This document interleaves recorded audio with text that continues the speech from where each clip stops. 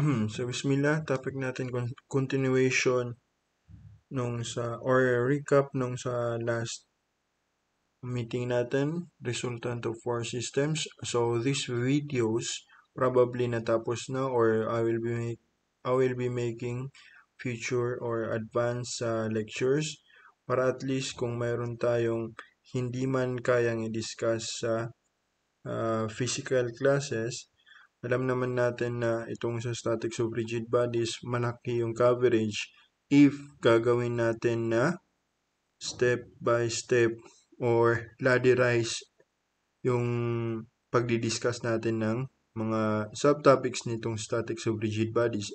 That is why kailangan natin ng medyo malaki-laking time. So, para makompensate or makahabol tayo sa discussion, aside from having physical classes, we will be posting or saving video lectures sa YouTube, and it will be sent to our group chats para at least ma-inform kayo kung ano yung mga dapat na pag-studyhan. So, proceed tayo sa statics of rigid bodies sa next slide. So, sa illustration 1, a force of 200 pounds is directed as shown. Determine the x and y components of the force. So, although yung title ng topic natin ngayon ay resultant, so kung mapapansin nyo, yung question natin, kukunin natin yung x and y component ng force. So, once we say x and y components, kung meron tayong x and y axis, itong force na given sa figure, kukunin natin kung ano yung value nito, kung isi-separate natin kung ano yung component niya sa y at saka sa x. So, gaya nga ng example ko doon sa sa physical class natin, kung ito nga si Gogeta, meaning yung combination, yung fusion ng dalawang character sa Dragon Ball, kukunin mo yung isang component, paghihiwalayin mo siya, si Goku, tsaka si Vegeta. So, illustration lang yun para ma-simplify yung understanding natin sa component. So, meaning, kung mayroon tayong 200 pounds, paghihiwalay natin yan, titignan natin kung ano yung value or component niya sa y-axis at saka ano yung component niya sa x-axis.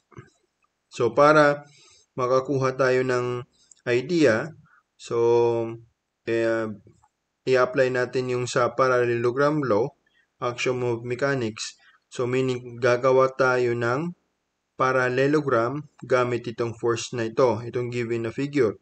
So, mag-estimate natin na kukuha tayo ng linya component ng y na sing taas nitong sa 200, itong linya ng 200, saka kukuha tayo ng x component dito hanggang dito lang sa ulo ng 200. So, sa next figure, so meron tayong fy at saka fx. Ito na yung paghihiwalay natin sana na 200 pounds. Pero in reality, once na magsulat tayo ng fy at saka fx, dapat i-erase na natin itong 200 pounds kasi itong 200 pounds, mawawala na yan kasi inirepresent na siya ng fy at saka fx.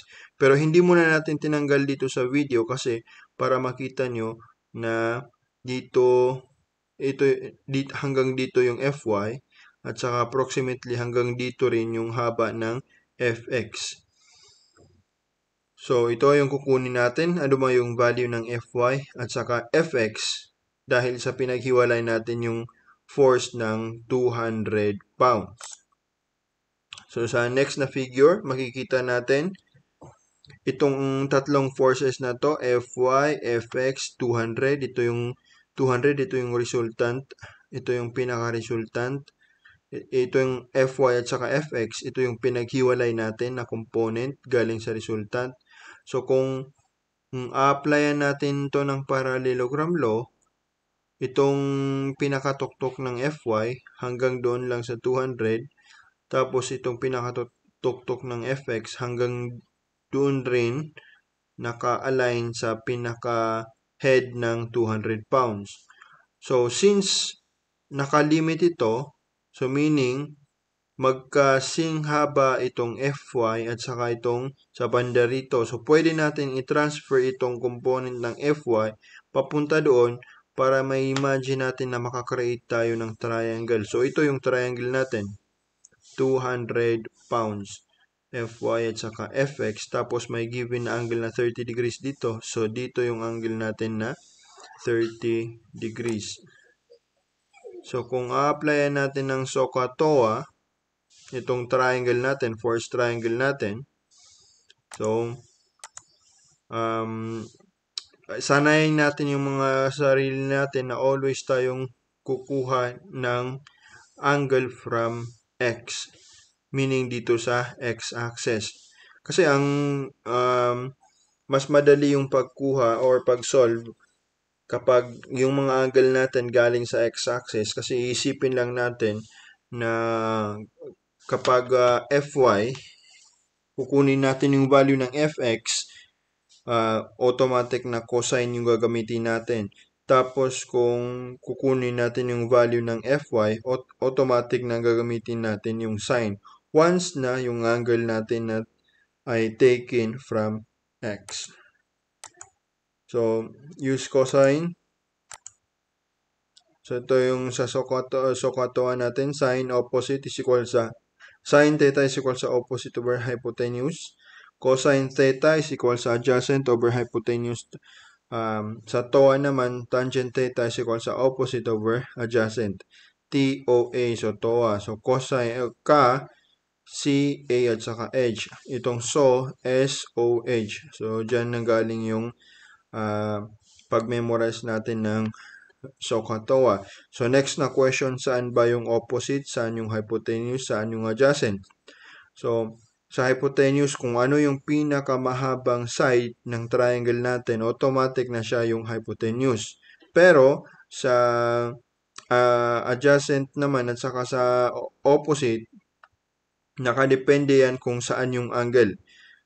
Remember, kapag kukunin natin yung opposite at saka adjacent, hindi mo yan masasabi, may establish, hindi mo yan mapipinpoint kung hindi pa establish or hindi pa natukoy kung saan kinuha yung angle.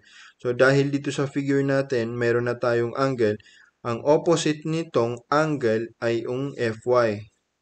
So, meaning, ang opposite natin yung Fy. Tapos, ang adjacent, meaning yung nakadikit sa angle natin, dito sa figure, ang nakadikit yung Fx.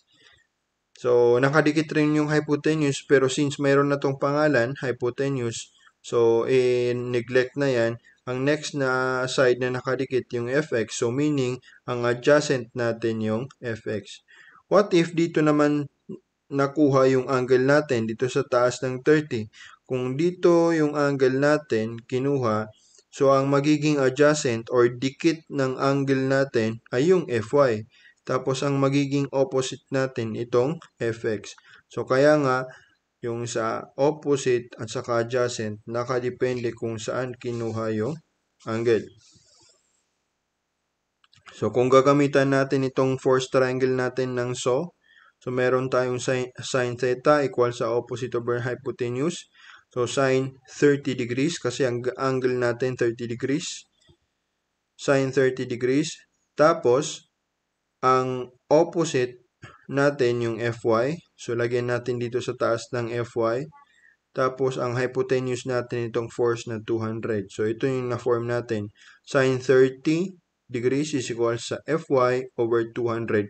Itong Fy kasi siya yung opposite. Ito yung angle natin 30. Tapos, ang opposite niya yung Fy. Nilagyan natin ng 200 dito sa baba kasi hypotenuse ng triangle natin itong 200. So, by applying cross multiplication, itong 200 i-cross multiply sa kabilang side ng equation para ang matira na lang dito yung variable. So, ang magiging final na equation natin is Fy is equal sa 200 sin 30 degrees. So, ito na, makukuha natin kung ano yung masosolve natin, kung ano ba yung value ng Fy o yung component natin along y. So, i-multiply natin lang to sa calculator. So, meron tayong 100 pounds.